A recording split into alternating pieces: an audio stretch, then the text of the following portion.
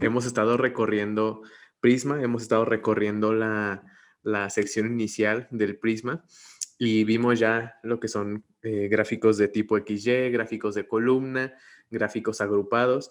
Entonces, dentro de cada uno de ellos hemos podido ir avanzando y viendo pues algunas características de estos gráficos y qué pruebas estadísticas son las que podemos realizar para analizar en estos diferentes casos.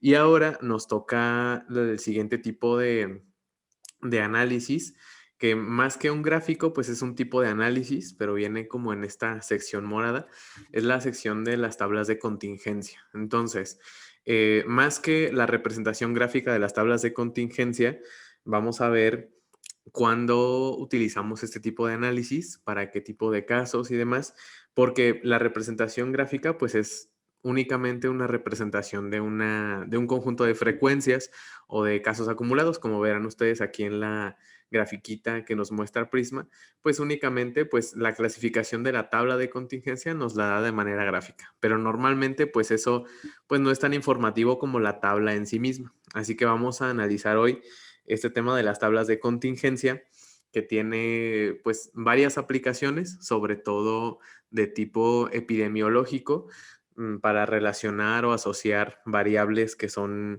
nominales o categóricas, y también unas aplicaciones que tiene en pruebas diagnósticas. Entonces, vamos a ver este tema de tablas de contingencia. Entonces, primero comenzar con la definición. ¿Qué es una tabla de contingencia? Una tabla de contingencia no es más que una tabla de 2 por 2, dos entradas horizontales, dos entradas verticales, en la cual nosotros hacemos un recuento de frecuencias de dos variables que son categóricas, que pueden ser ordinales o nominales. Entonces, ¿para qué construimos este tipo de tablas? Para ver si una variable está relacionada con otra o no. Entonces, esta tabla, verán ustedes, tiene tres filas correspondientes a diferentes categorías de una variable que vamos a ver más adelante que está relacionada con una exposición o con un tratamiento. Y tiene dos entradas verticales, que son las variables de respuesta, donde veremos casi siempre la ocurrencia de alguna enfermedad o algún desenlace. La característica de estas variables que vamos a representar en esta tabla de contingencia es que, en primer lugar, pues van a empezar siendo dicotómicas, es decir, puede tener una respuesta de sí o no. Por ejemplo, presencia o ausencia de diagnóstico de diabetes, presencia o ausencia de diagnóstico de cáncer. Y en el caso de las variables que están en los renglones, presencia o ausencia de un factor que nosotros pensamos que está asociado o no a la enfermedad o al tratamiento. Entonces, vamos a ver algunos ejemplos. Y bueno, vean ustedes la estructura de la tabla, pues dentro de las casillas vamos a ir poniendo la cantidad, la frecuencia de pacientes o de eventos que vayan ocurriendo de acuerdo al arreglo de la tabla. Y tiene pues los dos marginales, que son los totales de las filas, los totales de las columnas y el total que es finalmente la n. Entonces, vamos a entender mejor con los ejemplos. Normalmente, estas tablas de contingencia lo que pretenden es, como les decía, asociar dos variables y buscar una asociación que, ojo, asociación igual que correlación no implica causa, ¿ok? Simplemente una asociación estadística entre exposiciones, una exposición que puede ser física, química, genética, un factor de exposición y una enfermedad, por ejemplo. Es una de las características. Otra, una exposición a un tratamiento, a una condición en particular y el desenlace que produce ese tratamiento. Entonces, vamos a ver algunos ejemplos adicionales. ¿Qué preguntas son las que podemos nosotros responder con este tipo de tablas de contingencia? Por ejemplo, una puede ser la expresión de un gen X está asociada con el desarrollo del cáncer de mama. Entonces, podremos tener en nuestra tabla de contingencia pacientes que tengan y que no tengan expresado el gen y pacientes que tengan y que no tengan un diagnóstico de cáncer de mama, ¿va? Otra pregunta, la exposición a partículas inorgánicas menores de 25 micras está asociada con infecciones recurrentes en vías respiratorias. Entonces, ¿cuáles son las dos variables? Una, la exposición a partículas inorgánicas, que puede ser están expuestos o no están expuestos, y las infecciones recurrentes, con infecciones recurrentes o sin infecciones recurrentes, serían las dos categorías. Una más, el consumo constante de cafeína está asociado con alteraciones de la presión arterial. Entonces tendríamos pacientes que consumen constantemente cafeína, otros que no, y de esos pacientes, algunos tendrán alteraciones de la presión arterial y otros no. Entonces, vean ustedes cómo pues se va dicotomizando esto, ¿no? En las dos diferentes variables. Después, la previa exposición a una vacuna está asociada con protección contra agentes patógenos alternos al principal.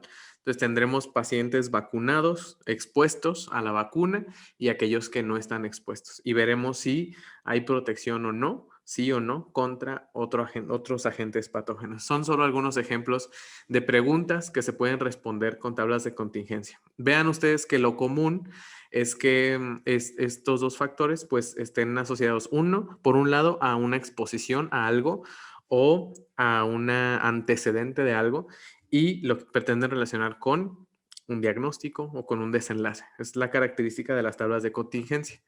Entonces, los diseños de estudios que se pueden representar en tablas de contingencia, pues obedecen mucho más a los estudios de nivel clínico, en los cuales pretendemos conocer específicamente pues estas asociaciones entre variables y para ello hay diferentes tipos de diseños de estudios.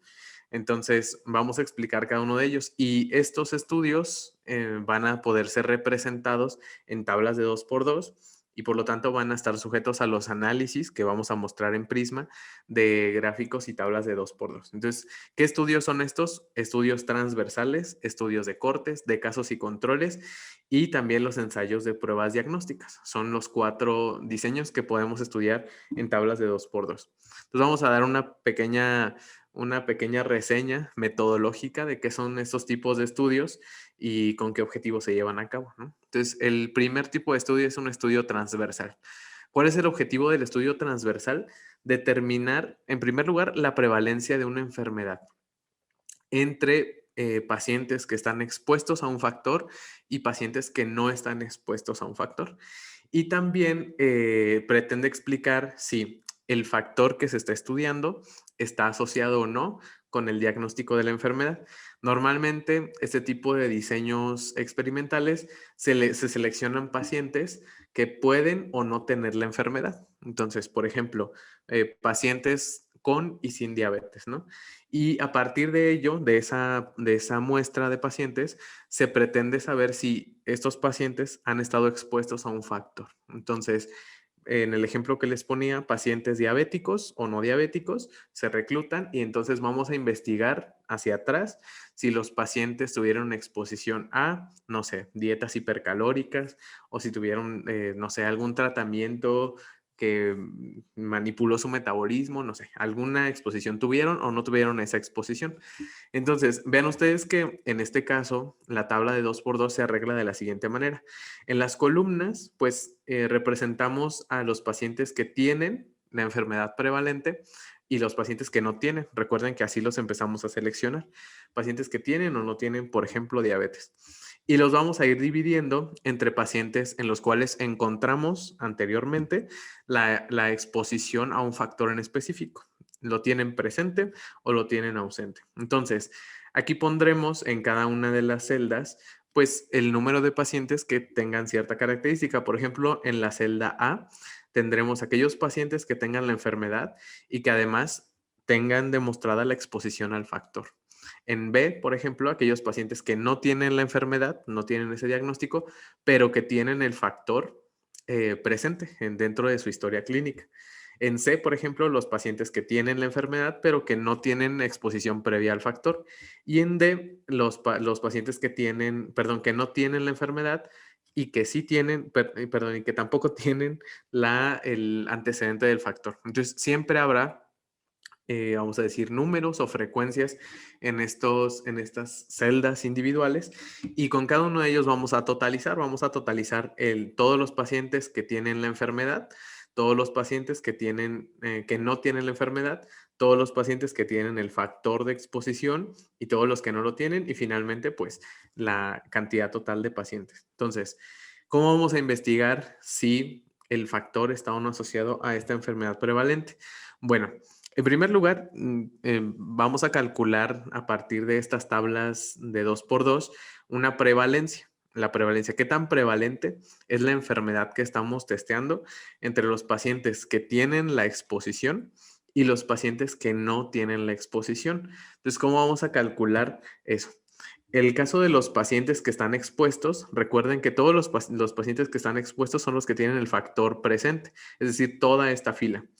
¿Cuál es la prevalencia de la enfermedad? Pues aquellos pacientes que tuvieron la enfermedad dividido entre todos los pacientes que tuvieron el factor de exposición. Esa es la prevalencia de la enfermedad entre los pacientes que están expuestos. Ahora, en el caso de los pacientes no expuestos, que corresponde a la segunda fila de esta tabla, pues la prevalencia de la enfermedad es el número de pacientes que tienen el diagnóstico de la enfermedad entre total de pacientes que no tienen exposición al factor. Normalmente, pues lo que esperamos es que la prevalencia de la enfermedad sea mayor en los pacientes que tuvieron una exposición y sea menor en, en aquellos que no tuvieron la exposición a un agente cualquiera. Y bueno, con base en estas prevalencias, vamos a poder calcular una razón, un cociente, vamos a poder hacer una división entre la prevalencia de los expuestos y no expuestos, que nos va a dar una medida muy importante en este tipo de estudios, que es la razón de prevalencias o el riesgo relativo. ¿Okay? Entonces, el riesgo relativo, que lo van ustedes a encontrar en muchos ensayos clínicos, lo van a ver en reportes de este tipo de estudios. ¿Qué es lo que nos determina el riesgo relativo? Bueno, nos dice en qué sentido y en qué proporción el factor está o no asociado con la enfermedad. ¿Okay? ¿Cómo se calcula? Es la división de la prevalencia de la enfermedad en los pacientes expuestos y está dividido por la prevalencia de los pacientes no expuestos. Entonces, ¿cómo nos puede dar el resultado del riesgo relativo? Nosotros podemos tener esta línea que representa todos los valores del riesgo relativo. Y bueno, en la mitad de la gráfica verán ustedes el riesgo relativo igual a 1. ¿Qué quiere decir esto? El riesgo relativo igual a 1 implica que la prevalencia de la enfermedad en expuestos y en no expuestos es la misma. Por lo tanto, implica que la exposición no está asociada con el daño o con la enfermedad. ¿Ok? Eso quiere decir el riesgo relativo igual a 1. ¿Qué pasa cuando el riesgo relativo nos da un valor mayor a 1? Pues quiere decir que la prevalencia de la enfermedad en los pacientes expuestos es mayor que en los pacientes que no estuvieron expuestos al factor. Por lo tanto, diremos que el factor que estamos estudiando es un factor de riesgo para desarrollar la enfermedad que estamos estudiando. Por el otro lado, si el riesgo relativo nos da menor a 1, pues quedará decir que la prevalencia de la enfermedad en los pacientes no expuestos es mayor que entre los pacientes que sí estuvieron expuestos. Por lo tanto, diremos que el factor que estamos estudiando es un factor que protege, es un factor protector de la enfermedad que estamos estudiando o que disminuye el riesgo de la enfermedad. Entonces, vamos a ver más adelante con un ejemplo la aplicación de esto. Ahora, como test estadísticos, todos estos test que vimos en la parte inicial, la prevalencia y el riesgo relativo, son realmente medidas descriptivas, o sea, son medidas que podemos calcular a partir de los elementos de la tabla, pero no nos hablan de si hay o no hay asociación entre las variables, ¿no? Entre las dos variables que estemos estudiando, el factor y la enfermedad. Para eso vamos a tener dos opciones, el test exacto de Fisher o la prueba de chi cuadrada de asociación. Y bueno, en este caso, la diferencia entre el test exacto de Fisher y el chi cuadrado de asociación es la precisión con la cual van a determinar si hay o no asociación entre el factor y la enfermedad. Es mucho más preciso el test exacto de Fisher, su nombre lo dice, que el chi cuadrado de asociación, pero, y bueno, y se aplica, y es mucho más preciso cuando los tamaños de muestra son muy pequeños. Entonces, el test exacto de Fisher vale mucho más la pena cuando tenemos una cantidad menor a 30 elementos o a 30 individuos estudiados. Y el chi cuadrado de asociación tiene una mucho mejor resolución más allá de los 30 individuos que incluimos en nuestra población, aunque se sabe que para valores muy grandes, el test exacto de Fisher y el chi cuadrado de asociación tienen casi el mismo poder de determinar si hay o no asociación entre los elementos factor y enfermedad. Entonces, la recomendación es utilizar en la medida de lo posible el test exacto de Fisher, que va a tener buena sensibilidad en la parte de Ns muy pequeñas, pero a Ns muy grandes también va a tener una buena resolución. Y chi cuadrado de asociación cuando tengamos frecuencias mayores a 0 en todas las tablas. También cuando en una tabla de contingencia alguno de los elementos interiores A, B, C o D es 0, preferiremos el test exacto de Fisher. Entonces, prácticamente, test exacto de Fisher es el de uso más general para este tipo de análisis. Entonces, vamos a iniciar con un ejemplo. El ejemplo en este caso es sobre osteoporosis. Entonces, en este estudio se pretende saber si una dieta deficiente en calcio en mujeres es un factor de riesgo para desarrollar osteoporosis. Para eso, pues reúnen 400 mujeres entre 50 y 54 años y se les hace una prueba de densitometría de columna. Recuerden ustedes que esta densitometría de columna, pues nos sirve para el diagnóstico de la osteoporosis. Y cada una de estas pacientes llena un cuestionario donde van a explorar si tienen antecedente o no de la dieta deficiente en calcio, ¿va? Entonces, de estos, dice, bueno, 80 pacientes presentaron osteoporosis de la muestra de 400 y 320 no. De las 80 pacientes que tenían osteoporosis, 58 tenían antecedente de dieta deficiente en calcio y de las 320 que no tenían osteoporosis, 62 tenían antecedente de la deficiencia de calcio en la dieta. Entonces la pregunta es, ¿la dieta deficiente en calcio estará asociada o no estará asociada con la osteoporosis? Entonces vamos a ver la tabla. Estos son los datos que nos da la situación clínica. En este caso, vean ustedes que nos da los datos de, bueno, todas las pacientes que tuvieron osteoporosis fueron 80, todas las que no tuvieron osteoporosis 320. De las 80 que tuvieron osteoporosis, 58 tenían dieta deficiente de calcio y de las 320, una dieta ausente, perdón, 62 tenían una dieta deficiente en calcio. Entonces, lo primero que debemos hacer es completar nuestra tabla de contingencia, ¿no? Entonces, como sabemos que el número total de pacientes con osteoporosis es de 80, 58 presentaron la dieta deficiente de calcio, pues el complemento o la diferencia va a ser el número de pacientes que no tengan la deficiencia de calcio. Del mismo modo, en esta otra columna, el total de pacientes, 320, 62 con deficiencia y el resto va a ser sin deficiencia. Si nosotros completamos esta tabla, nos va a quedar de la siguiente manera, ¿ok? Donde podemos observar que de las 400 pacientes que se incluyeron en el estudio, un total de 120 pacientes tuvieron dieta deficiente de calcio y 280 pacientes no tuvieron esta dieta deficiente en calcio, ¿va? Entonces, en este análisis cualitativo de la tabla, pues no podríamos determinar como tal si está o no asociado la dieta deficiente de calcio con la presentación de la osteoporosis. Para eso vamos a hacer los análisis que vamos a hacer a continuación. Entonces, vamos a Prisma. Entonces, recuerden que en Prisma tenemos esta primera tabla de bienvenida y vamos a seleccionar en la sección morada las tablas de contingencia.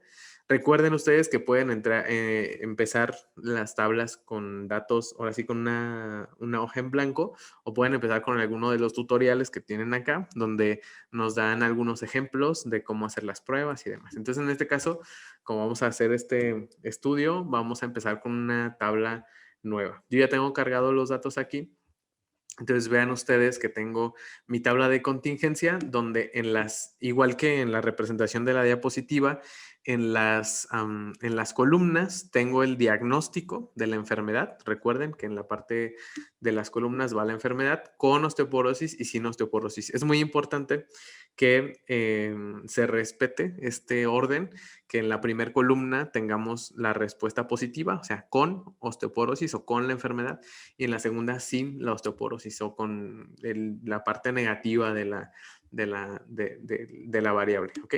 Y fíjense ustedes que en las dos filas tenemos la deficiencia de calcio. Entonces, primero tenemos aquellas que tienen deficiencia de calcio y las que no tienen deficiencia de calcio. Y tenemos la misma tabla de contingencia, nada más que únicamente agregamos los elementos internos de la tabla. No agregamos todos los marginales de los totales, únicamente agregamos los datos de A, B, C y D de la tabla de contingencia. Entonces, ¿cómo vamos a saber si efectivamente la dieta deficiente en calcio está o no asociada con la osteoporosis? Bueno, en primer lugar, hagamos el análisis cualitativo de nuestra tabla de contingencia. Para eso vamos a ir a la sección de analizar arriba y automáticamente, como ya hemos visto, nos despliega en este caso son nada más tres test o tres opciones para análisis de tablas de contingencia. Entonces, en primer lugar nos dice, bueno, puedes sacar los datos estadísticos de cada uno de tus columnas, que más que todo es una representación de los porcentajes, pero es normalmente de poco interés, o las fracciones de los totales. Entonces, ¿qué es lo que nos van a hacer estos análisis? Decirnos qué porcentaje qué porcentaje del total de los pacientes incluidos están en cada una de las celdas, ¿no? Qué porcentaje hay con osteoporosis, con dieta deficiente en calcio y demás. Pero eso es como poco relevante. Lo que queremos es saber si hay o no asociación entre las diferentes, entre las dos variables. Entonces, para eso vamos a ir directamente a la primera opción que dice chi cuadrada y test exacto de Fisher. Vamos a seleccionar las dos variables y vamos a decirle OK. Entonces, nos va a dar las opciones, ¿no? En primer lugar, nos da todas las opciones para comparar el efecto de las variables, ¿ok? Nos dice, ¿qué quieres medir? El riesgo relativo, quieres medir la diferencia entre las proporciones que es atribuible al riesgo, quieres medir el odds ratio o estás haciendo un test de pruebas diagnósticas y quieres medir sensibilidad y demás. En este caso, recuerden, estamos en la parte de los estudios transversales y lo que queremos medir en primer lugar es el riesgo relativo, ¿ok? ¿Cuál es ese riesgo relativo de padecer, en este caso, riesgo de osteoporosis? Si tenemos la exposición de dieta deficiente de calcio. Entonces vamos a seleccionar más adelante iremos desahogando los demás. Y vamos a seleccionar el test exacto de Fisher para esta prueba, ¿va? Entonces vamos a decirle OK y vamos a ver nuestra tabla de resultados donde, vean ustedes, en primer lugar, pues nos dice, bueno, el test que realizó fue el test exacto de Fisher. ¿Cuál es la probabilidad de que no haya asociación entre las dos variables? La probabilidad es menor al 0.1%. Entonces, quiere decir que están muy asociadas estas variables, ¿ok? Nos da el valor sumario del p-valor. Se está muy asociado el tener el factor de exposición de la dieta deficiente en calcio con padecer osteoporosis. Pero todavía no nos dicen qué sentido, ¿eh? O sea, todavía no nos dice cuál es el sentido. Nos dice, bueno, la prueba es de 2 colas y pues la asociación es significativa entre la osteoporosis y la dieta deficiente en calcio. Ahora veamos en la parte de los riesgos, ¿ok? Recuerden ustedes la definición de riesgo relativo que vimos en una diapositiva anterior. Riesgo relativo que vimos que era una razón de la prevalencia de los expuestos y de la prevalencia de los no expuestos. ¿Y qué quedamos? Que si era mayor a 1, era un factor de riesgo, el factor que estábamos estudiando. Si era menor a 1, es un factor protector. Si el riesgo es igual a 1, pues no hay asociación. Entonces, veamos. Riesgo relativo dice 6.152. Y vean el intervalo de confianza de 95%. Dice 3.98 a 9.56. ¿Qué quiere decir esto? Que el riesgo de presentar el diagnóstico de osteoporosis es de 3 a 9 veces mayor en los pacientes que tienen antecedente de una dieta deficiente en calcio, ¿ok? O el recíproco. El recíproco es únicamente uno entre el riesgo relativo, ¿ok? Entonces, se interpreta al revés, ¿no? En este caso, pues, el riesgo de no tener la osteoporosis es 16% menor en pacientes que no tienen exposición previa perdón, sí, a la dieta deficiente en calcio. Entonces, estamos hablando exactamente de lo mismo. ¿Cuál es el valor que normalmente se utiliza? Pues el riesgo relativo. Decimos que es de 3 a 9 veces más probable que haya un diagnóstico de osteoporosis en pacientes con antecedente de dieta deficiente en calcio, ¿ok? Y después nos dice, bueno, ¿cuál fue el método que utilizó? ¿Okay? Hay diferentes métodos para medir el riesgo relativo. En este caso, el método que utilizó para medir el riesgo se llama Kuppan. Y bueno, nada más como para reportarlo. Y después viene lo que les comentaba de las descripciones de los porcentajes, ¿no? Entonces me dice porcentaje de los diferentes renglones. Acuérdense que estamos hablando de la exposición. Entonces, decíamos que el 48% de los pacientes con osteoporosis tienen dieta deficiente en calcio, mientras que el 51% de los pacientes sin osteoporosis tienen dieta deficiente en calcio. Y así lo vamos interpretando. O respecto a las columnas, ¿ok? Respecto a las columnas, digamos, de los pacientes con dieta deficiente en calcio, 72% tienen osteoporosis y 19% no tienen osteoporosis, ¿no? Y después viene el total o la representación del total, que esto ya queda más como para consideraciones de la discusión y demás. Entonces vean ustedes que la mayor parte de los pacientes incluidos en este estudio no tenían ni osteoporosis ni dieta deficiente en calcio, ¿no?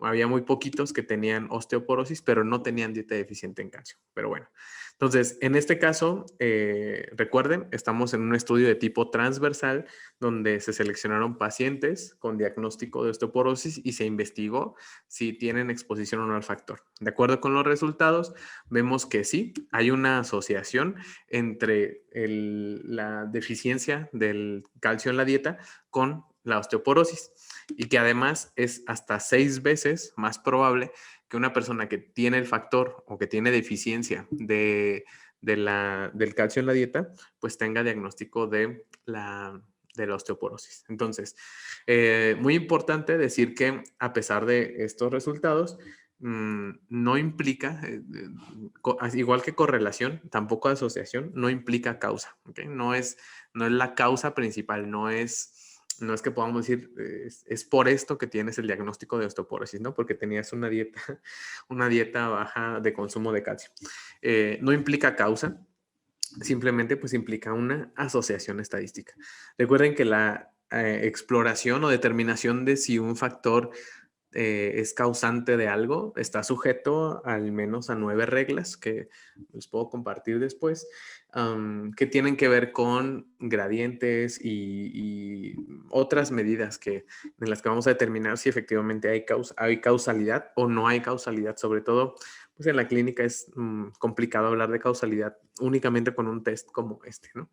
Entonces, en resumen, pues ya hablábamos de esta interpretación de la prueba. Vean ustedes que el riesgo relativo se ha expresado, tiene un valor central, ¿no? Es el valor de 6,152, pero tiene un intervalo de confianza. Entonces, toda esta línea amarilla o este segmento amarillo es el que representa el riesgo relativo.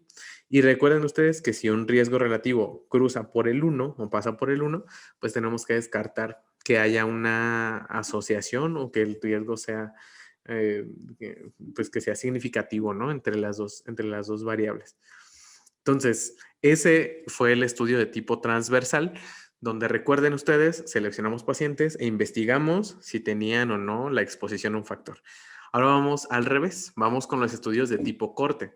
Los estudios de tipo corte, lo que hacemos es tomar pacientes que sabemos que tienen o igual que no tienen exposición a un factor y los vamos a seguir a lo largo del tiempo para ver si desarrollan un evento, ¿ok? Un evento que puede ser una enfermedad, un síntoma, un diagnóstico, por ejemplo. Entonces, esos estudios de tipo corte se conocen también como de tipo prospectivo o de seguimiento. Entonces, estos estudios de corte pueden tomar desde meses hasta años para observar, pero es muy importante, digamos, pues delimitar, ¿no? Delimitar en estos estudios cuál va a ser el tiempo de observación.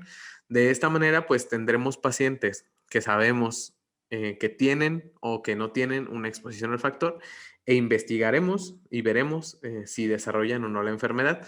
Entonces, este tipo de estudios también son muy útiles para los análisis de sobrevida que veremos en la siguiente sesión. Y en este caso, pues el objetivo de la tabla de 2x2 va a ser determinar si la exposición previa al factor está asociada con o no con el desarrollo futuro de la enfermedad, ¿no? Entonces, en este caso, vamos a calcular otra vez riesgos relativos, ¿ok? Riesgo que se puede interpretar como probabilidad, ¿vale? Entonces, tenemos una tabla igual donde ahora en la parte de las columnas tenemos al desenlace o al evento, que les digo puede ser un síntoma, puede ser una enfermedad, puede ser cualquier cosa que podamos determinar que está presente o ausente, es un desenlace, ¿va? Y en las filas tendremos el factor de exposición, que también lo vamos a tener o presente o ausente. Y bueno, la misma tabla que ya vimos anteriormente es la que se va a configurar en este caso. Entonces, en este tipo de estudios de corte, debemos de calcular algo que se llama el riesgo. ¿Qué significa el riesgo? Pues la probabilidad. ¿La probabilidad de qué? Del desenlace. La probabilidad de que ocurra el desenlace cuando tenemos exposición o cuando no tenemos exposición. Entonces, ¿cómo calcularíamos el riesgo del desenlace en los pacientes que están expuestos? Recuerden que toda la fila, la primer fila de la tabla, pues son todos aquellos que tienen exposición al factor. Entonces, el riesgo será aquellos que tengan el desenlace dividido por todos los que tienen el factor de exposición. Es el riesgo en los pacientes que están expuestos. Por otro lado, en la parte de los no expuestos, el riesgo será el número de pacientes que tengan el desenlace o la enfermedad dividido por todos aquellos que no tengan la exposición al factor. En realidad es una probabilidad, ¿ok? Pero los riesgos en expuestos y no expuestos no son de tanto interés para este tipo de estudios, sino la división entre ellos. El riesgo en expuestos dividido por el riesgo no expuestos, que se conoce como el riesgo relativo. Entonces, el riesgo relativo, que a veces lo verán en los ensayos clínicos como RR, es el número de veces que es más probable que ocurra el desenlace entre pacientes con la exposición respecto a los pacientes que no tengan la exposición. ¿Ok? Entonces, es la primera medida importante en este tipo de estudios.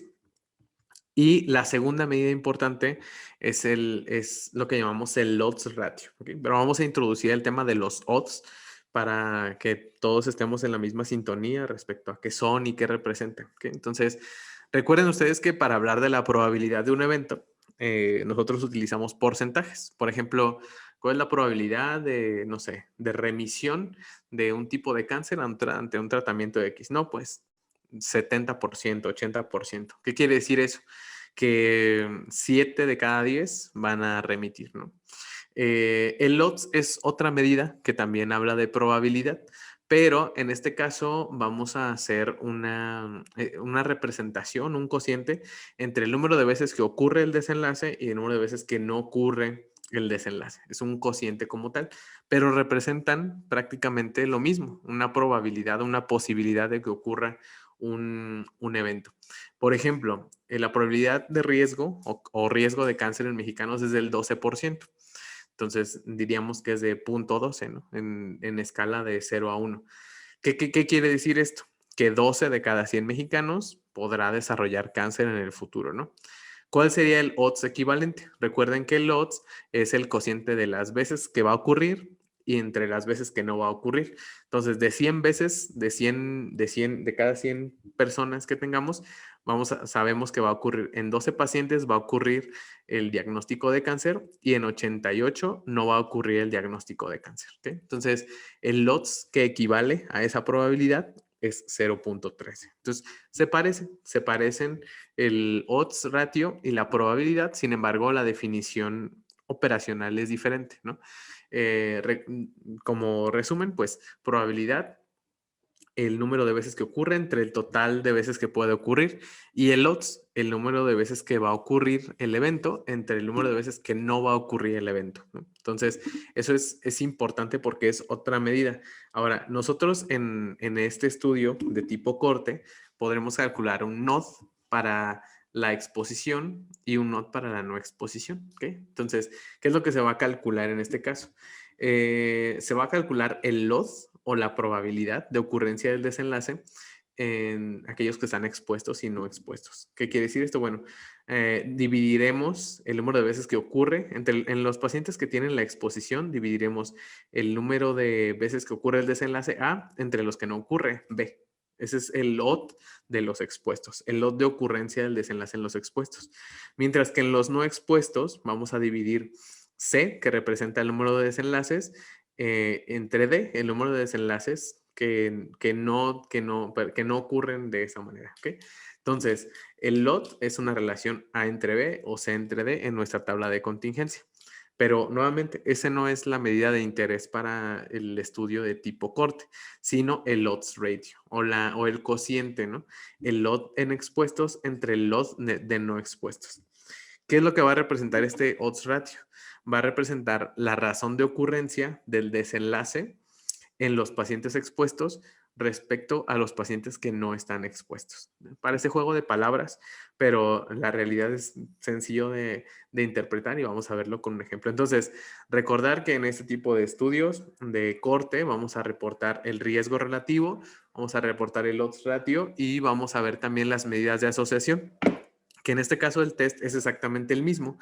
Es el test el test de Fisher, exacto de Fisher, o el test de chi cuadrado de asociación. Entonces vamos a verlo con un ejemplo de un estudio de tipo corte. Entonces, en este caso, vamos a evaluar el efecto de la exposición a asbesto. Entonces, ¿quiénes tienen exposición a asbesto? Normalmente, pues las personas que se dedican a la alfarería, a la construcción, tienen exposición al asbesto, ¿no? Entonces, toman pacientes que tienen exposición o no al asbesto y estudian si tienen o no riesgo de padecer cáncer de pulmón, que es una hipótesis, ¿no? Entonces, vean ustedes que aquí tomaron 6,245 trabajadores expuestos y otro grupo de 7,895 trabajadores que no están expuestos a la inhalación de asbesto. Entonces, en este estudio siguen durante 22 años a todos los pacientes y determinan cuántos en cada uno de los grupos expuestos y no ocurre el desenlace o muerte por cáncer de pulmón. ¿Okay? Entonces encuentran que 76 pacientes mueren del grupo de los expuestos por cáncer y 28 de los no expuestos mueren por cáncer. Entonces, en este caso, vean ustedes que el tiempo total de seguimiento del grupo expuesto fue de 116,157 personas por año y en el segundo grupo 177,636 personas por año. ¿Qué quiere decir esto? Bueno, pues es un seguimiento largo de los pacientes y lo que se desea saber es si esta exposición pues condicionó el fallecimiento por cáncer. Entonces, si nosotros construimos nuestra tabla de contingencia, veremos que el total de defunciones por cáncer fueron de 104, mientras que más de 14,000 no murieron por cáncer. De todos los pacientes, ya decía ahí, más de 6,000 tienen exposición al asbesto y más de 7,000 no la tienen. Entonces, vamos a investigar si está asociado, si hay una asociación entre la exposición al asbesto y el cáncer. Entonces voy a ir aquí a mi tabla de contingencia. Recuerden, la arreglé exactamente igual, empezando por aquellos que sí murieron por cáncer en la primera columna, los que no murieron por cáncer en la segunda, los que estuvieron expuestos al asbesto y los que no, en ese orden, en las diferentes filas. Entonces ahora voy a repetir el análisis, el mismo análisis que hice para osteoporosis. Vamos a analizar, vamos a decir que nos analice con chi cuadrado o el test exacto de Fisher para las dos variables. Y bueno, en este caso, estamos hablando de un estudio de tipo corte, por lo cual, recuerden, nos interesa saber el riesgo relativo y nos interesa saber el odds ratio. También vamos a darle check aquí a la diferencia entre las proporciones o al riesgo atribuible. Ahorita vamos a explicar qué significa eso. De manera que Ya estaremos cubriendo las 3 primeras características, el riesgo relativo, la diferencia entre proporciones y el odds ratio. Vamos a hacer el test exacto de Fisher. Vamos a ver qué nos dice el resultado. Entonces, en esa tabla del test exacto de Fisher, nos dice, bueno, la probabilidad de que no haya asociación entre la inhalación de asbesto y la muerte por cáncer es menor al 0.1%. Es decir, ahí están muy asociado la inhalación del asbesto con la muerte futura por cáncer, ¿no? Y nos dice, bueno, esta asociación es significativa y la respuesta es sí. Vean ustedes el riesgo relativo. Recuerden ustedes que el riesgo relativo, en este caso, es una medida de cuántas veces es más probable que ocurra el desenlace, en este caso la muerte por cáncer, en los que tuvieron la exposición respecto a los que no. Y nos dice, es de 2 a 5 veces más probable que en pacientes que tienen exposición al asbesto, a la inhalación de asbesto, tengan una muerte por cáncer en el futuro. ¿Sí?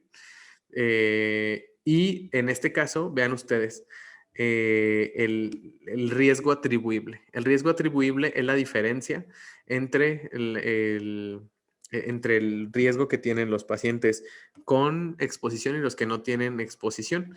Y nos dice el recíproco, el NNT, nos dice cuántas veces es más probable que un paciente que tiene la exposición tenga el diagnóstico final de cáncer o muerte por cáncer. En este caso es hasta 116 veces más probable que una persona que tiene inhalación de asbesto, pues tenga un final, un desenlace por cáncer, ¿ok?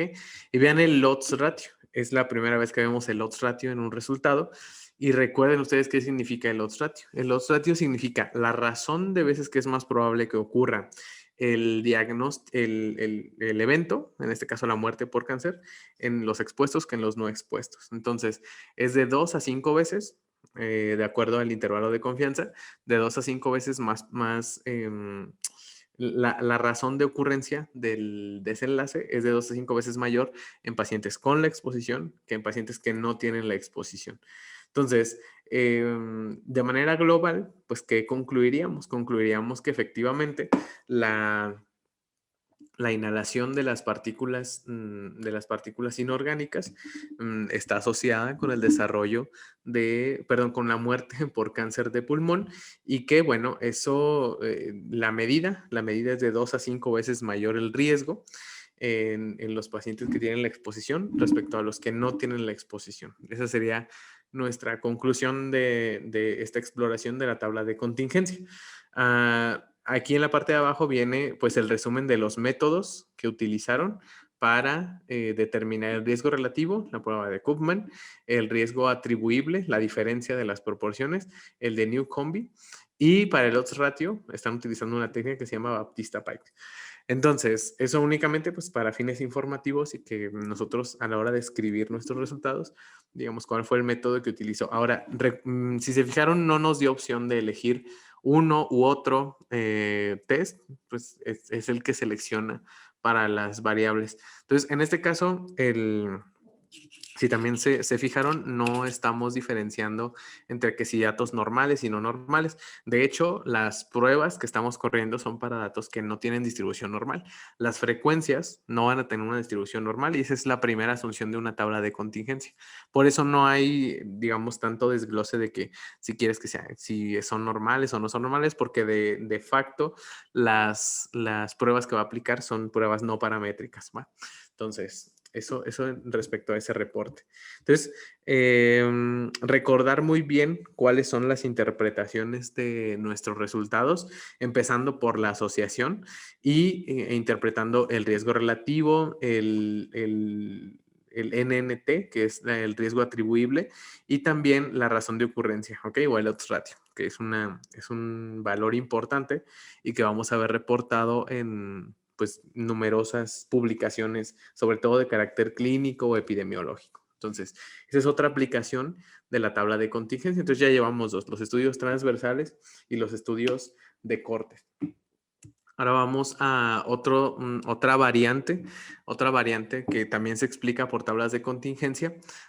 Hablaremos de los estudios de tipo casos y controles. Entonces, en esos tipos de estudios, casos y controles, de manera premeditada se seleccionan casos de una enfermedad o personas que tienen una enfermedad o un diagnóstico o un síntoma y se investiga a partir de esos dos grupos de personas que tienen el caso y personas que no lo tienen, si están expuestas o no al factor. Si se fijan, tiene cierta similitud con el estudio de tipo de corte. Sin embargo, en el estudio de tipo corte, nosotros no tenemos una N determinada para los casos y los controles. Digamos, agarramos la población y sabemos que hay enfermos y no enfermos, pero ahí, o sea, la proporción puede ser pues la que sea, ¿no? Y en este caso, intencionalmente seleccionamos un número de casos y un número equivalente de controles.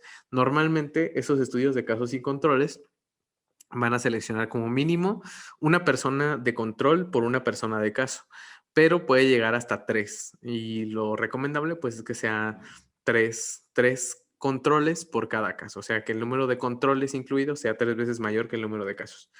Y bueno, en estos casos que tienen la exposición y aquellos que no la tengan, vamos a investigar si tuvieron o no exposición a un factor. Entonces, también es un estudio como de tipo retrospectivo. Entonces, vamos a ver un ejemplo de lactancia y cáncer, ¿no? Entonces, el objetivo de este estudio es investigar si la lactancia materna es un factor de riesgo o protector. Recuerden ustedes que eso está asociado con el riesgo relativo para el cáncer de mama. Entonces, se incluye en un estudio con 755 mujeres menores de 36 años de 11 regiones sanitarias de Reino Unido. Y bueno, para cada caso se eligió un control al azar. Entonces, muy importante que esos controles debían tener una diferencia de edad de menor a 6 meses. Entonces, hay que parear muchas características de este tipo de estudios. Una diferencia de edad menor a 6 meses y cada caso y su correspondiente control fueron entrevistados por el mismo encuestador. Entonces, en los resultados que mostraron que 255 mujeres realizaron una lactancia plena de al menos 3 meses, mientras que entre los controles el antecedente estaba presente en 487 mujeres. De los 255 controles de casos que tuvieron una lactancia plena, 160 lactaron y 95 no, en tanto que de los 500 controles de los casos que no lactaron, 327 sí lo habían hecho y 173 no. Entonces, ¿cómo vamos a arreglar esto en una tabla de contingencia? Bueno, lo vamos a hacer de esta manera. Vean ustedes, hay un total de 755 mujeres, casos, que tienen diagnóstico de cáncer, ¿ok? Controles, 755 pacientes que no tienen, que no tienen diagnóstico de cáncer. De todas las mujeres, 742 estuvieron en lactancia materna y 768 no estuvieron en lactancia materna, ¿ok? O no dieron más de 3 meses, creo que era el criterio de la lactancia materna. Entonces, vean ustedes la distribución de los casos y de los controles.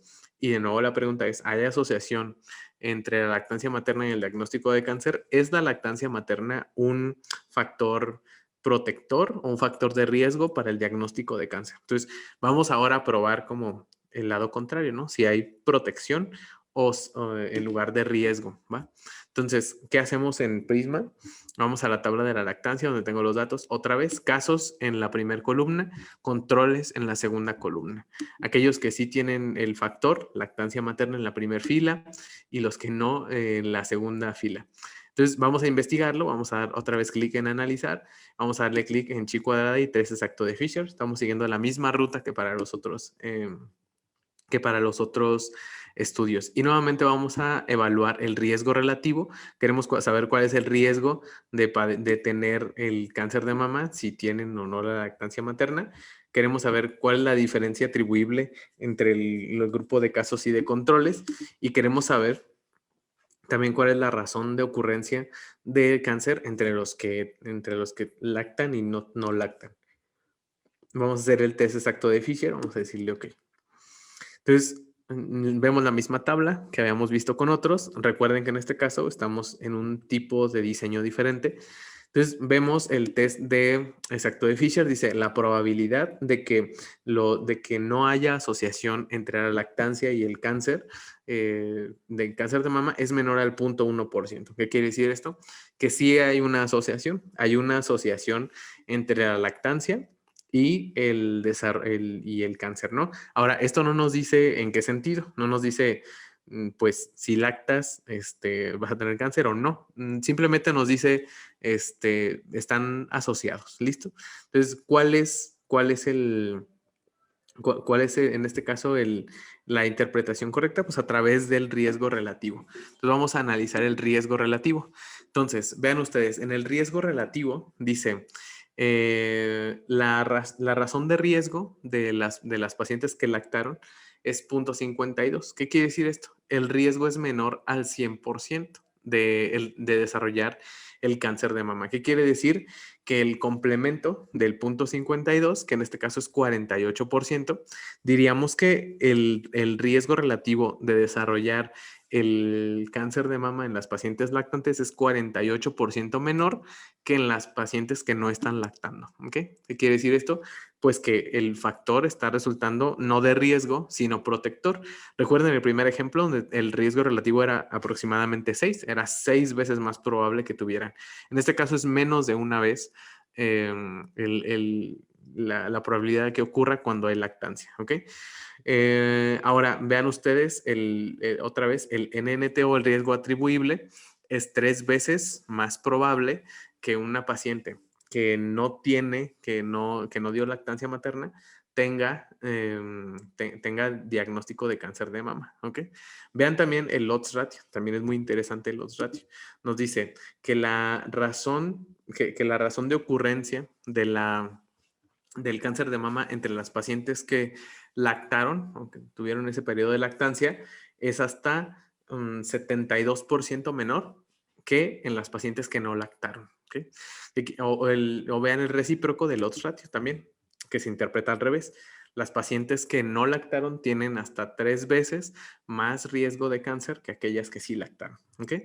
Entonces, aquí está pues un ejemplo del otro lado, ¿no? De la protección que puede generar un factor y que lo podemos determinar a través del riesgo relativo, del odds ratio y del NNT, que son las medidas que obtuvimos de nuestra tabla de contingencia. Entonces, en resumen, vimos a través del test de Fisher que sí había una asociación entre hacer la lactancia y el desarrollo de cáncer de mama. Y a través de los riesgos relativos y el odds ratio y el NNT, determinamos que el factor lactancia materna es un factor protector, es decir, que reduce el riesgo del diagnóstico de cáncer de mama en estas pacientes. Entonces, la plantilla de análisis en Prisma ha sido exactamente la misma para los diseños de estudios transversales, de estudios de corte y de estos estudios de casos y controles. Simplemente hemos interpretado de acuerdo al contexto de cada uno de ellos. ¿Va? Entonces, esa es la conclusión. Entonces, ustedes encontrarán estos datos o estas interpretaciones en la diapositiva, las diapositivas que les voy a compartir. Y bueno, quisiera saber si hasta el momento tienen alguna pregunta, alguna duda que les surja respecto al este uso de las tablas de contingencia. Si pueden comentarme sí, no, qué opinan. No, Cris, todo claro. Ninguna, todo bien. Entonces, llevado pues a otros contextos más preclínicos, ¿no? ¿Qué podríamos estudiar? Pues podríamos estudiar en esta misma plantilla de efecto perdón, de exposición y evento, pues podríamos estudiar otro tipo de variables, ¿no? Como la ocurrencia de un síntoma en los modelos animales o la ocurrencia de cualquier cosa que se pueda cualificar o poner en una variable nominal u ordinal también. Podríamos estudiarlo a través de estas tablas de contingencia. Ahora, en este momento, pues vimos únicamente tablas de contingencia de 2x2, es decir, de 2 columnas por 2 filas. Sin embargo, cuando tenemos variables de más de 2 categorías, también podemos hacer este análisis, ¿no?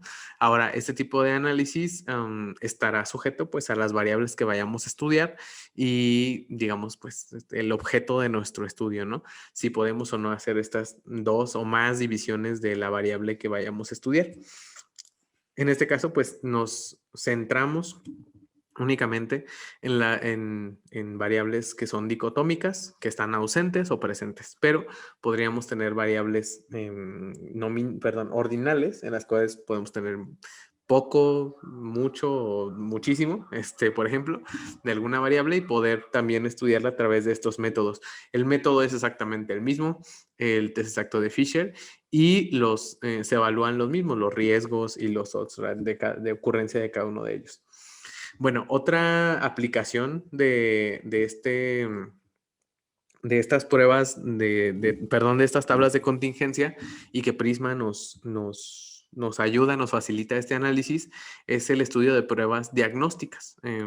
Cuando queremos nosotros hacer un nuevo diseño de una prueba diagnóstica, pues vamos a someterla a una serie de pruebas para saber si efectivamente predice o no predice correctamente la presencia o ausencia de una enfermedad. ¿Okay? Entonces, estamos hablando en este caso de pruebas diagnósticas que podemos dicotomizar, es decir, que hablan de presencia o ausencia. ¿Okay?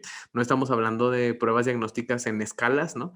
Como las pruebas de embarazo y todo ese tipo de cosas, ¿no? Que rangos de valores, no estamos hablando de ese tipo de pruebas, sino de pruebas que nos dan positivo o negativo, ¿no? Como estas pruebas rápidas, no sé si las han visto, las pruebas rápidas de HIV, por ejemplo, que en la tirita pues nos puede dar positivo o negativo, nada más. No hay grados, no hay nada. Entonces, esos son los tipos de pruebas a los que estamos haciendo alusión en esta aplicación de las tablas de 2x2.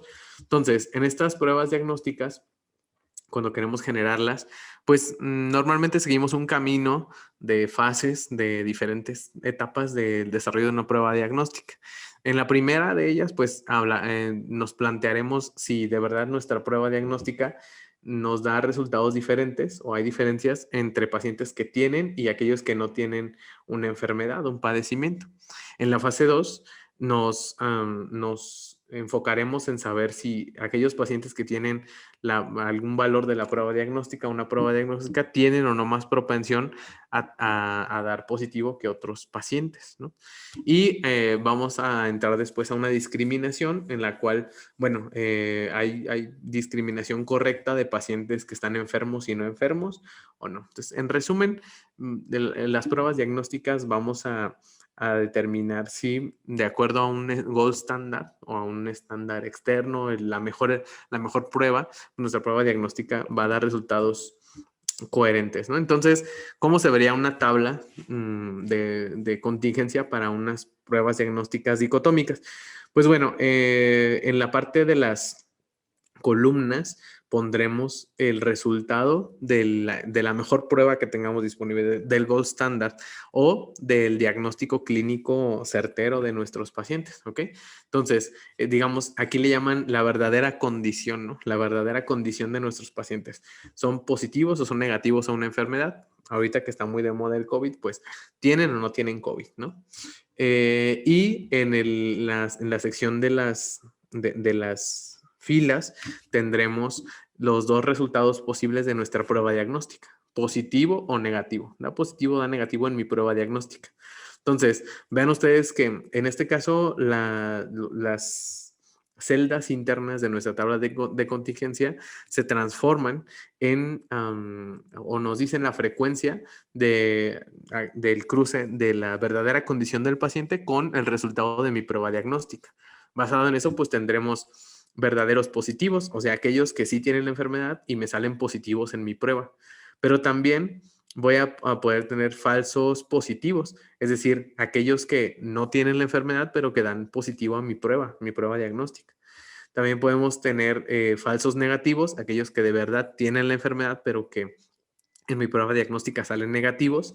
Y también tendré un cierto número de pacientes que serán verdaderos negativos, es decir, que no tienen la enfermedad y dan negativo a mi prueba diagnóstica. Entonces, la prueba diagnóstica que dé 100% de verdaderos positivos y 100% de verdaderos negativos, pues prácticamente no existe. Entonces, vamos a implementar ciertos parámetros para evaluar una prueba diagnóstica a partir de esta tabla de contingencia.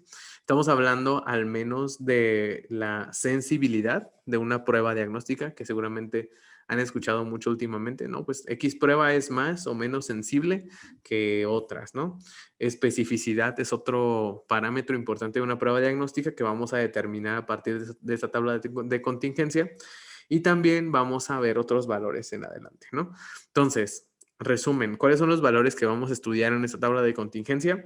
Sensibilidad, especificidad, el valor predictivo positivo, el valor predictivo negativo, la razón de verosimilitud positiva y la razón de verosimilitud negativa. ¿Okay? Los básicos, la sensibilidad. ¿Qué es la sensibilidad? Es la habilidad de la prueba diagnóstica para detectar los verdaderos positivos. Es la sensibilidad. Entonces, cuando te dé positiva la prueba, ¿cuál es esa habilidad de la prueba para de verdad decir que eres positivo? Especificidad es la habilidad de esta prueba diagnóstica para discriminar verdaderamente a los verdaderos negativos, ¿ok? O sea, ¿qué tanto, si me sale negativa la prueba, qué tan seguro puedo estar de que es verdaderamente negativo? ¿Ok? Y eso es respecto a la prueba en sí. Ahora, cuando ya estamos en el contexto clínico, pues los pacientes pueden preguntar, oiga, me salió positiva la prueba, pues vamos a decir, qué tan seguro es que de verdad tengan la enfermedad. Eso lo vamos a medir a través de los valores predictivos. El valor predictivo positivo es la probabilidad de verdad estar enfermo de lo que estamos detectando cuando la prueba es positiva.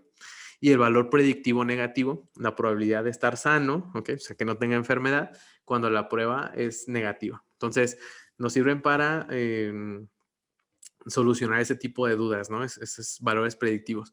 Y las razones de verosimilitud, ¿qué tantas veces es más probable que un paciente enfermo dé una prueba positiva? ¿O qué tantas veces es más probable que un paciente sano dé negativo en mi prueba diagnóstica? ¿Okay? Entonces, ¿qué es lo que se busca? Un alto valor de sensibilidad de la prueba, la mayor especificidad, ¿ok?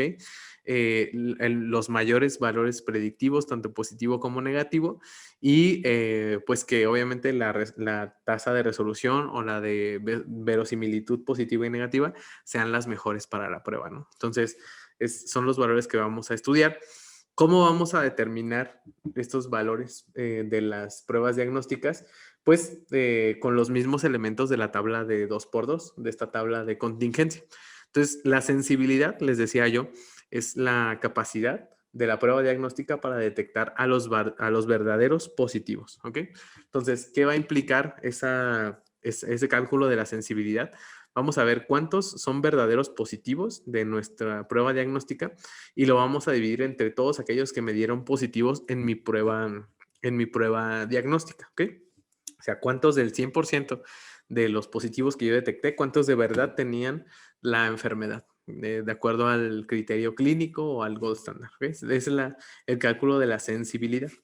Ahora, la especificidad va a ser la que, como decía, pues la capacidad de detectar a los negativos. Entonces, de todos los que me dieron negativos a mi prueba diagnóstica, ¿cuántos de verdad eran negativos? Ese es el valor de la especificidad. ¿Va? Valores predictivos. Les decía yo, miden la probabilidad de obtener un resultado válido. Es lo que le vamos a contestar al paciente cuando nos pregunte pues, qué tan probable es que tenga una enfermedad cuando le salió positivo o negativa la prueba diagnóstica. Entonces, el valor predictivo positivo se define como esa proporción de verdaderos positivos entre todos los que salieron positivos con la prueba diagnóstica. Entonces, valor predictivo positivo son los verdaderos positivos entre todos los que eran positivos de verdad a la prueba diagnóstica. Por otro lado, el valor predictivo negativo es el número de verdaderos negativos que yo obtuve con mi prueba diagnóstica entre todos los que de verdad eran negativos a la prueba. Entonces, para referencias futuras, pues únicamente recordar qué significa esto de los valores predictivos para interpretar en los resultados. La fórmula ni la pelen porque pues eso lo va a calcular el prisma, ¿no? Ahora, las pruebas de verosimilitud, les decía qué tan probable es que un paciente que está enfermo tenga una prueba diagnóstica positiva, que a uno que no lo esté, pues se calcula haciendo un cociente de la sensibilidad y la diferencia del complemento de la especificidad, ¿no? Y al revés, el complemento de la sensibilidad sobre la especificidad nos dará la prueba de verosimilitud negativa, que es el número de veces que es más o menos probable que el paciente que no esté enfermo obtenga una prueba diagnóstica positiva, ¿va? Entonces, vamos a hacer un ejemplo de esta tabla cruzada o esta tabla de contingencia para una prueba diagnóstica. Entonces, se compara una nueva técnica de cultivo de microorganismos ácido alcohol resistentes para el diagnóstico de tuberculosis. Digamos, es una prueba baciloscópica.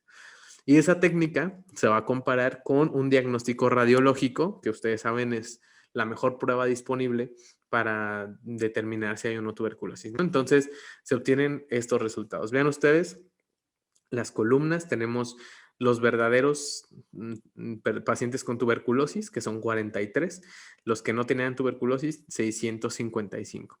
Y los tengo divididos por aquellos que dieron positivos a la prueba diagnóstica o negativos a mi prueba diagnóstica. En total tuve 14 pacientes que dieron positivos a la prueba diagnóstica y 684 que dieron negativos, ¿no? Entonces, ven ustedes la diferencia. Ustedes, si se fueran con la finta, dirían, no, pues 14 que dieron prueba diagnóstica contra 43 que de verdad tenían tuberculosis, pues muy mala la prueba, ¿no? 684 de prueba diagnóstica negativa y tenía 655, pues te deja dudas, ¿no? Entonces, vamos a ver cuáles serían los parámetros de esta prueba diagnóstica dicotómica, ¿va? Entonces, en Prisma, yo ya tengo cargada mi tabla, ¿ok? Exactamente la misma tabla de la prueba diagnóstica. Recuerden, en la sección de las columnas tendremos el diagnóstico o el gold standard y en la sección de las filas tendremos aquellos que dieron positivo o negativo a mi prueba diagnóstica, la que estoy probando. Entonces, en este caso, el recorrido es el mismo. Vamos a darle clic a analizar. Vamos a seleccionar el test de chi cuadrado o test exacto de Fisher. Y en este caso ya no nos interesa saber ni el riesgo relativo. Bueno, podríamos calcularlo, pero bueno, ¿cuál sería el riesgo de obtener, de tener tuberculosis cuando la prueba es positiva? Pues todos esos parámetros los vamos a resumir en la última opción que nos da Prisma, que es medir la sensibilidad, especificidad y los valores predictivos. ¿Okay? Entonces vamos a utilizar el test exacto de Fisher, que tenemos muy poquitas muestras en cada una ¿cómo se llaman? De las celdas. Entonces vean ustedes, en este caso pues estamos con nos da otra vez el valor del test exacto de Fisher, cómo interpretar este p-valor o esta prueba de Fisher, pues que sí hay una asociación, o sea, está asociada los resultados de la prueba diagnóstica, están asociados con el resultado clínico o el diagnóstico clínico de la enfermedad que estamos testeando, ¿ok? Todavía no nos dice en qué sentido, si es bueno, si es malo, no nos dice nada, simplemente pues están asociados, ¿no? Y vean ustedes, aquí vienen los diferentes valores de la sensibilidad, de especificidad, los valores predictivos positivo y negativo y la razón de verosimilitud. ¿Qué nos dice? ¿Qué nos dice? Sensibilidad 30.25%. Entonces, recuerden ustedes, la sensibilidad era el número de verdaderos positivos entre todos los que dieron positivos en mi prueba diagnóstica, ¿va? Entonces, la capacidad de discriminar positivos de mi prueba diagnóstica es del 30% aproximadamente. ¿Okay? Ahora, la especificidad, recuerden ustedes, especificidad era la capacidad de discriminar negativos entre todos los que mi prueba dijo que eran negativos. Entonces, el 99.85% de los pacientes que mi prueba dijo que eran negativos eran de verdad negativos. ¿Okay? ¿Qué quiere decir esto? Que parece que tiene esta prueba pues una mejor capacidad para discriminar negativos que positivos, ¿no? Sin embargo, vean ustedes también los valores predictivos de la prueba diagnóstica. El valor predictivo positivo, es decir, qué tan probable es que de verdad tenga la enfermedad cuando mi prueba es positiva, es de 92%. Es una prueba con bastante buen valor predictivo positivo. 92% de las veces le va a atinar, 92% de las veces que diga que es positiva una prueba con mi prueba diagnóstica, de verdad va a tener el diagnóstico de tuberculosis, ¿no? Pareado con el test radiológico. Y el valor predictivo negativo. 95% de las veces que mi prueba diga que un paciente no tiene la tuberculosis, pues va a acertar, van a ser verdaderos pacientes que no tengan tuberculosis. Entonces, es una prueba buena, ¿no? Porque predice, recuerden que es la capacidad más importante de una prueba diagnóstica, va a predecir tanto los valores positivos como negativos, pues los va a predecir de buena manera. Y ven ustedes la razón de verosimilitud, que en este caso nada más nos da la razón de verosimilitud positiva. Y en este caso nos dice, es 198 veces más probable que un paciente que de veras tiene tuberculosis salga positivo en tu prueba, ¿no? O sea, casi 200 veces más probable que salga de positiva la prueba diagnóstica, ¿no? Ahora, este es el uso de la tabla de contingencia en pruebas diagnósticas, es únicamente para comparar con con un gold standard o con la mejor prueba disponible. No es una herramienta, esta tabla de 2x2, para optimizar los límites de la prueba ni nada. O sea, ya para el momento en el que llegamos acá, es que ya tenemos la mejor versión de la prueba diagnóstica. Entonces, únicamente pues, nos va a hablar de respecto a un gold standard, un control externo, que también funciona mi prueba diagnóstica, ¿no? Entonces, esto quise dejarlo hasta el final porque recuerden ustedes que en secciones anteriores hablábamos de aplicaciones de las curvas tipo ROC y lo quise dejar hasta ahora porque necesitábamos comprender este tema de las sensibilidad y especificidad para desarrollar las curvas ROC, ¿no? Vamos a regresar un poco vamos a decir, a las cuestiones de regresión para ver la optimización de pruebas diagnósticas que podemos hacer a través de ese tipo de curvas, ¿va? Entonces, resumen, ¿no? Tablas de contingencia para pruebas diagnósticas dicotómicas nos va a servir para ver qué tan buena es mi prueba diagnóstica para discriminar pacientes positivos y negativos de acuerdo a un gold standard o en relación a un gold standard. ¿Okay? Entonces, aquí están las interpretaciones. También muy importante estar evaluando los intervalos de confianza. Ven ustedes que hay un valor central de cada uno de los parámetros, sensibilidad, especificidad y demás, pero todos tienen un intervalo de confianza en el cual se van a ir moviendo, ¿no? Por ejemplo, la sensibilidad va a variar del 18% hasta el 45%, se puede alcanzar valores muy altos. La especificidad, fíjense, un margen muy estrecho de 99.14 a 99.99%, o sea, puede moverse en ese intervalo de valores, la especificidad de mi prueba. Y es importante pues evaluar todo este tipo de datos para verificar que el comportamiento pues tiene la tendencia, ¿no? a hacer una buena o una mala prueba diagnóstica respecto a un control. ¿Okay? Entonces, bueno, hasta aquí terminamos con la presentación de esta primera mitad.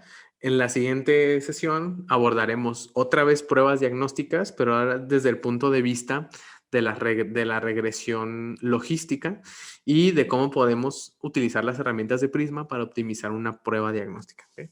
Hasta aquí tienen, sí, la doctora Wendy está levantando la mano, entonces adelante, doctora Wendy.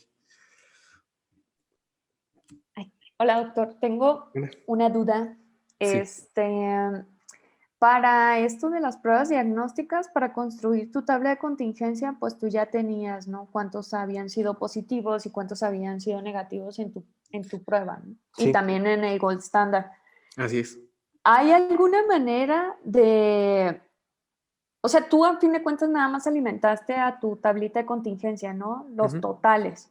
Sí. ¿Hay alguna manera en el Prisma de que haga lo que hacíamos en el SPS? Sí. Sí. Sí. De que decir, bueno, ¿sabes qué?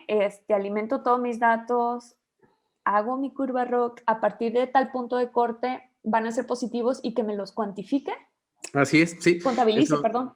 Así es, sí, eso lo vamos a ver en la sesión siguiente y sí se puede hacer también aquí en en Prisma. La Las- doctora está hablando de Son SPSS, que es excelentes noticias, doctor. sí. Gracias. La doctora está hablando de SPSS, que es otro software que se utiliza normalmente, pues es más como de médicos y así. Y bueno, alguna vez vimos cómo hacerlo en SPSS, pero aquí también se puede hacer ese tipo de análisis. ¿Qué es lo que vamos a hacer en la sesión siguiente? Vamos a hacer la regresión logística para determinar ese punto de corte de una prueba diagnóstica que es de escala, que nos da un valor, y con base en eso sacar nuestros valores de sensibilidad y todo lo demás.